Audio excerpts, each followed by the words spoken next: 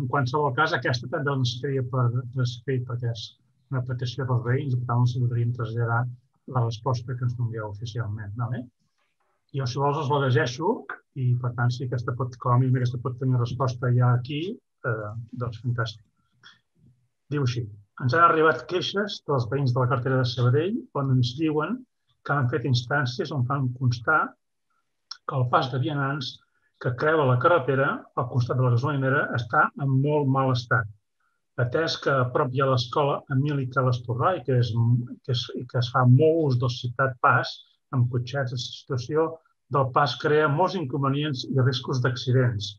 En la resposta a les instàncies es diu que la carretera és competència de la Generalitat i que, per tant, l'Ajuntament no hi té competències o que ja s'inclourà en el proper pla de serveis.